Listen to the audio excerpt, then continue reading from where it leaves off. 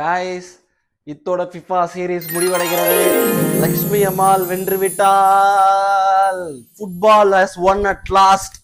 Corrupted team, toxic fans defeated. முடிஞ்சிச்சு இவங்களோட அட்டூழியம். இந்த ஃபிஃபா பிரசிடென்ட்டையும் கையில் வச்சுக்கிட்டு இவங்க பண்ண ஆட்டம் உள்ள. இன்னைக்கு ஃபைனல்ஸில் ஒரு சூப்பரான ஒரு கோலு. விஏஆர் கூட செக் பண்ணல 90th மினிட்ல. இன்னும் எவ்வளவோ கேவலமான விஷயங்கள் உள்ள நடந்துச்சு. ரெஃப்ரி ஃபர்ஸ்ட் ஹாஃப் வரைக்கும் நல்லா தான் இருந்தான். அதுக்கப்புறம் என்ன ஆச்சுன்னு தெரியல, கோளாறு பண்ண ஆரம்பிச்சிட்டான். ஸ்பெயின் பொசஷன் தீ மாதிரி இருக்கு, பாஸ் தீ மாதிரி இருக்கு, அட்டாக்கு தீ மாதிரி இருக்கு, டிஃபென்ஸ் பயங்கரமா இருக்கு, ஃபினிஷ் மட்டமா இருக்கு.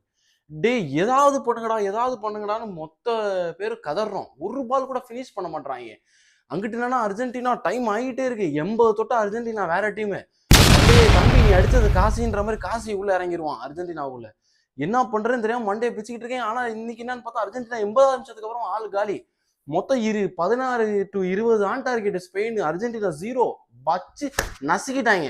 ஃபிஃபாவால ஓரளவுக்கு தான் தம்பி ஹெல்ப் பண்ண முடியும், சும்மா ஹெல்ப் பண்ண முடியாது. என்ன ஆட்டம், என்ன பேச்சு. 2018 முன்னாடி அர்ஜென்டினா யாரு தெரியும்ல. நடுவில் இந்த 6 வருஷத்துல, அதுவும் போன வருஷமே பிரான்ஸோட முடிச்சு விட்டுருக்க வேண்டியது எம்பாப்பே. ஏதோ கடவுள் புண்ணியத்தில் காப்பாற்றிட்டாங்க உங்களால். இந்த தடவை worth deserving winner Spain. Match இப்போ அனலாக பறந்தது. அர்ஜென்டினா கடைசி வரைக்கும் ஒன்றுமே விளையாடலை, வச்சு செஞ்சுட்டாங்க நம்மளுங்க. இன்னும் கோலே போகாமல் டை பிரேக்கர் வந்து மார்டினஸ் முடிச்சு விட்ருவான்னு நினச்சேன். ஏன்னா டை பிரேக்கரில் மார்டினஸ் அடிச்சக்க யாருமே இல்லை.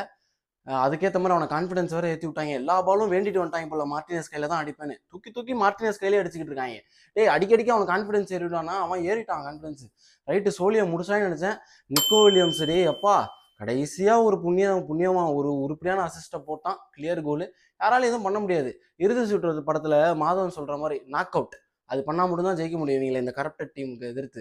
அது மாதிரி அடித்தான் ஒரு ஆள், நறுக்குன்னு நெத்தி அடி.